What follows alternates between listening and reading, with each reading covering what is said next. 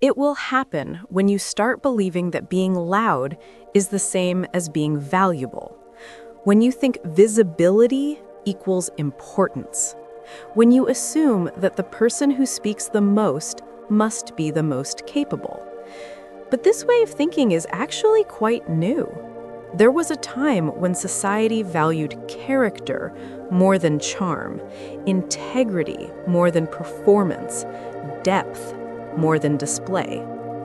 Susan Cain, in Quiet, The Power of Introverts in a World That Can't Stop Talking, explains how we shifted from a culture of character to a culture of personality. As the world became more industrial, more urban, and more competitive, we began to reward those who could stand out, sell themselves, and speak boldly. Gradually, the extrovert ideal became the standard, and without realizing it, we started measuring worth by volume. In a culture that can't stop talking, silence looks suspicious, calmness looks passive, thinking before speaking looks like hesitation. Constant expression is praised, while reflection feels optional.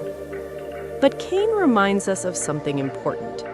Introversion is not weakness, it is a different kind of strength. Introverts tend to think deeply. They observe carefully. They work independently. They are deliberate in their decisions. They may speak less, but when they do, their words usually carry weight. The problem is not extroversion itself. The problem is the bias. When only loudness is rewarded, we risk losing quiet brilliance. When constant expression becomes the norm, reflection becomes rare.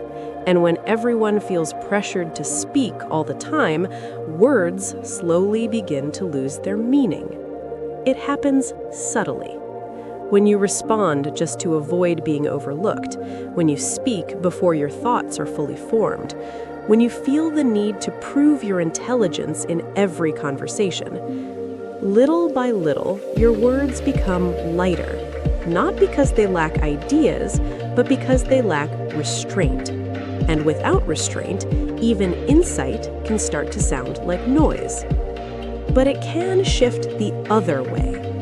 It will happen when you realize that not speaking immediately does not make you less capable, that choosing depth over display is not a flaw, that protecting the weight of your words is not insecurity, it is discipline.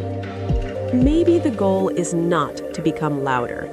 Maybe it is to become more intentional, to understand your own temperament, to accept whether you recharge alone or in crowds, to create space for focus, solitude, and thought.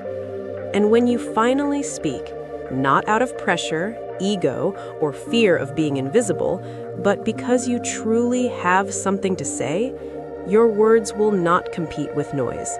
They will carry weight.